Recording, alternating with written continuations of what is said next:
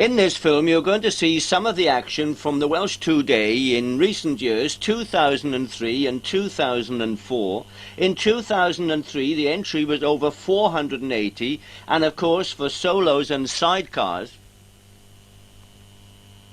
each year. So this time Paul Rowlands was riding the event on a quad, and if it proves successful there may be a class for quads next year.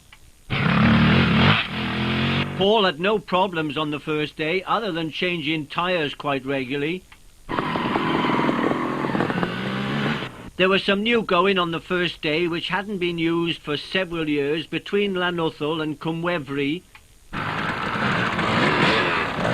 This part of the course used to be very wet. There were one or two deep ruts hidden in the long grass, and John French found one of them. That looked a nasty fall. After several miles of open going, it was into the urban forest where things got a bit more difficult. It was a good job that there were a few marshals here. Anne Dutton and John Giles were struggling a bit. And I don't quite know how Brett Wright got through there then. There was a little bit of a hold-up here with the sportsman riders. The clerk of the course, Elwyn Price, was here. And the backlog soon cleared. From the urban forest it was out to Nant Stalwyn and the famous water splashes. Not much rain for quite some time, but still a lot of water here.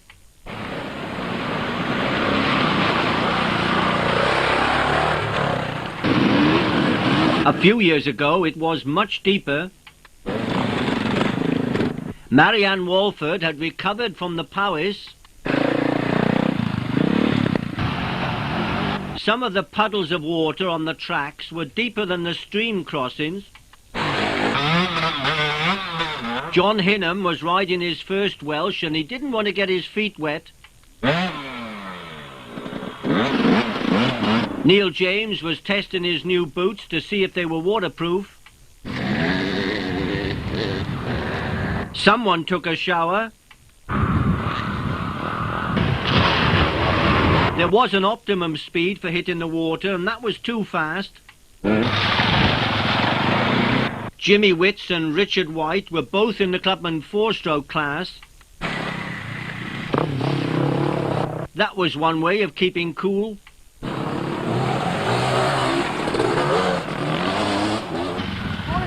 Hello! Phil Wilkinson riding in the over 40s. Later in the day it was back to the forest at Abercwmbir. 42.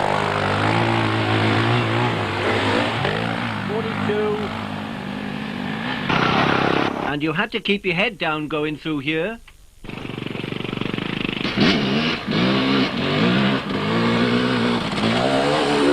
After the forest it was out onto the motocross test at Home Farm.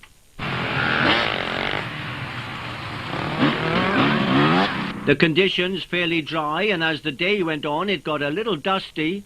Wayne Braybrook was riding in the expert 250cc class. John Shirt was riding a new four-stroke gas.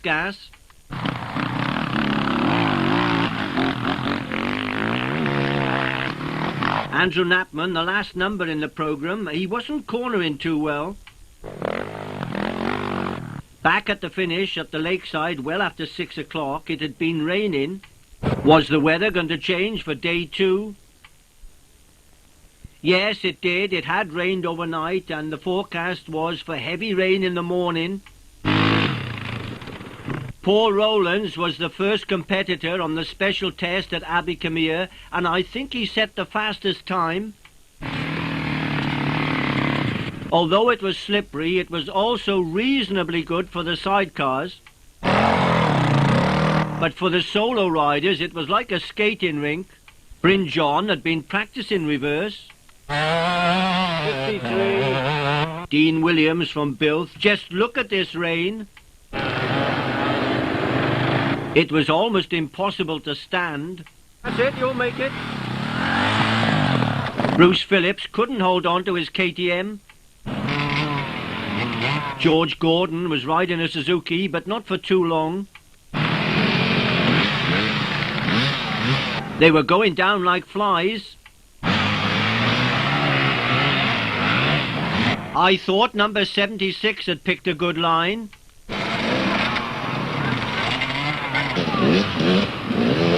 Julian Chalice was trying to stay out of the mud, but it didn't work.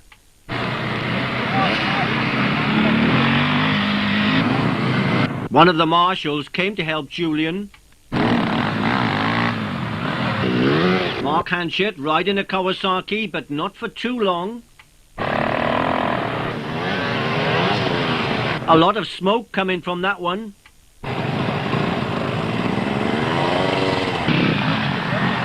Ian Harding, number 62. Oh, that was very close. Brett Wright couldn't do much about it. Was that number 47? Some people fell off before the bottom of the hill. That was well done. That rider slid under the tapes. A bit of a balancing act from Simon Anderson. That was becoming a favourite place to fall off.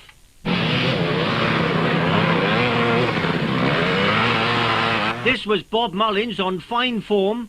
Wait for the quotation. Was that from Shakespeare? It wasn't getting any easier on this part of the test.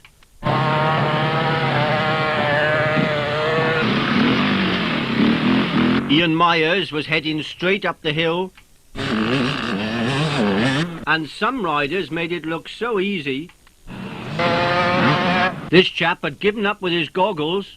Perhaps he couldn't see where he was going. It was easy to fall off and very difficult to stand up.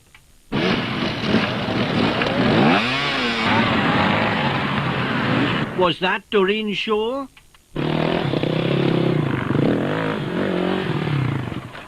Dave Wood struggled a bit. I thought he was going to make it this time, but no. That was Paul May showing off to the spectators. A bit difficult reversing here.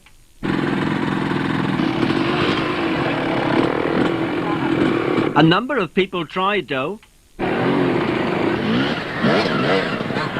That was Paul Claxton.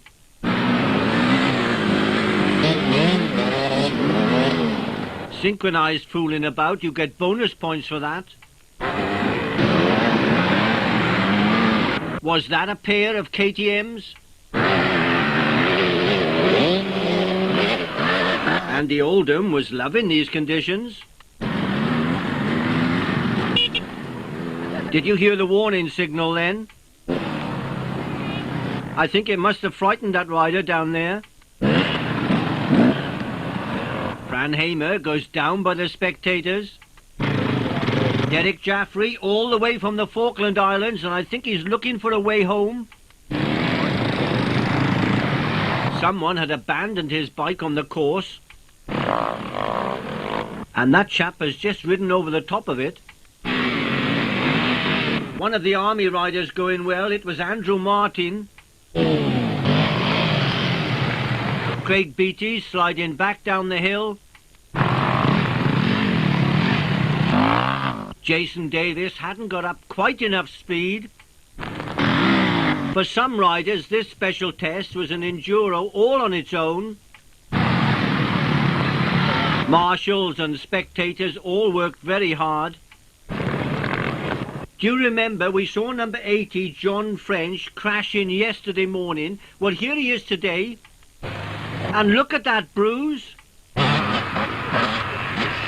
don't feel too good then? No, not too good. I can tell you that John did make a full recovery. It was still raining when the expert riders got to this test. Some were wearing the latest gear, this jacket modelled by Andrew Edwards. It seemed to be raining heavier than ever when the last few riders came through. But then, early in the afternoon, the sun came out and the rest of the day was nice and fine. Paul Rowlands was running just a few minutes late on this second day. It would be nice to see a few more quads next year. Number 100 struggling to stay on course. Hey, Frank. Hi. The scenery is lovely from here. Have a good look. There's no extra charge for that.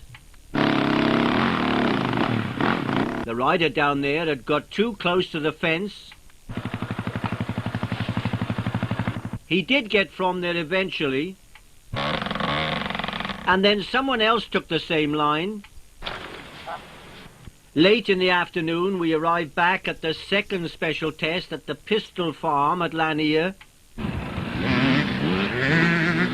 Some of this test was out on the open fields and the rest of it was in amongst the trees. The heavy rain in the morning hadn't really affected this test.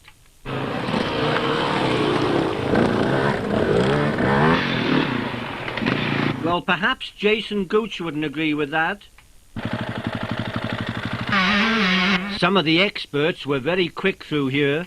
Here are just a few of the results. In the clubman sidecar class, the winners were Martin Chapman and Kathy Elcox from Camborne.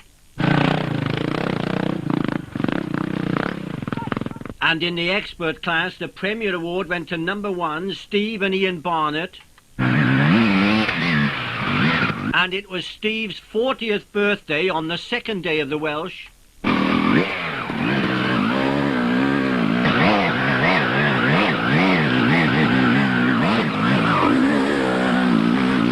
In the big sportsman class, the runner-up was number 85, James Bevan from Bilth. And the overall winner was number 114, Andrew Thresher from Chard.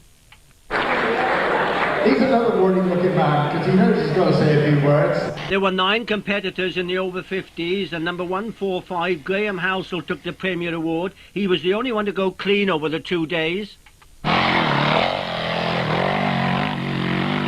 Some very good riders in the clubman class, a lot of them going clean, and runner-up over the 2 days was Michael Rees from Aberdare. He was number 156. We'd seen him a few weeks ago at the Graig Hare and Hounds. And the top clubman rider on the TM125, Simon Wakely. 4-9. I'm sure we're going to see a lot more of that young man. That's Michael Rees receiving his award. And here's the top clubman rider, Simon Wakely.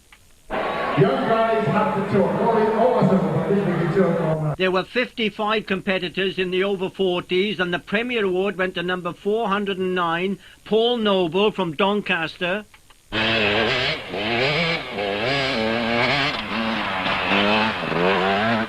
In the expert class, last year's winner, Dewan Knight, had to settle for runner-up this time. Dewan riding a 4-stroke Gas 300. And the Premier Award went to Edward Jones from Llanidloes. He beat Dewan by 7 seconds. That was over the 2 days.